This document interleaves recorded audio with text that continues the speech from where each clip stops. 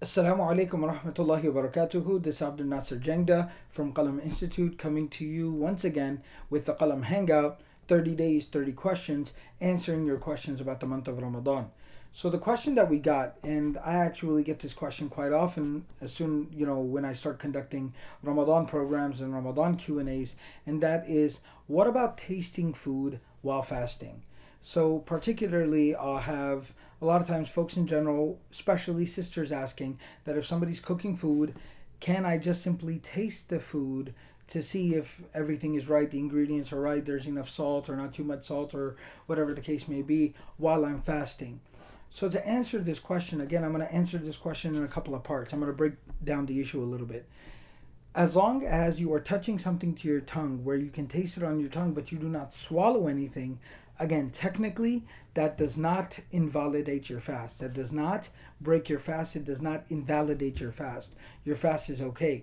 It is disliked, however, to be tasting something, even putting something on your tongue. So much so, the scholars were so particular about just even chewing on something or putting anything in your mouth or tasting something that they discouraged even chewing on things. Like sometimes people have a bad habit of, chewing on the end of their pens. That should be abstained from while fasting, and one should not engage in that because, number one, it's disrespectful towards the fast. It's not becoming of a fasting person, and again, it is just inappropriate, and it is too close for comfort, if you will. Obviously, you're not going to eat your pen, but still, you just want to abstain from any type of chewing and tasting, all this type of stuff while you are fasting.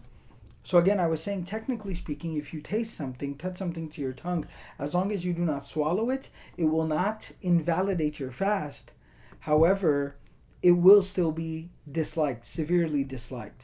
Secondly, you are towing the line and you are putting yourself in a very dangerous situation, because if you were to accidentally swallow something while trying to taste something, that would invalidate your fast. That wouldn't just be an honest mistake. Oh, I didn't realize I was fasting. No, because you knew you were fasting, you knew what you were doing, and you knew the risk that you were taking. So that will end up invalidating your fast if you do end up swallowing something. The second issue that I'd like to address in this answer is, again, I said, can you taste something? So technically speaking, it will not invalidate your fast, but it is severely disliked, so you definitely don't want to do it. However, should you be tasting something? Then the answer is definitely no. I've actually come across something in some of the older books of fatwa and things like that. It'll oftentimes talk about, well, if there is a wife who fears, the husband's anger about the food not being proper or whatever the case may be, that is a much, much bigger issue than having to worry about tasting your food. All right? I'm not going to crack any jokes. I'm being very, very serious. That is a much, much more serious issue. That is a relationship that is potentially abusive, a relationship that is not considerate of one person's spirituality and fasting and situation and circumstances.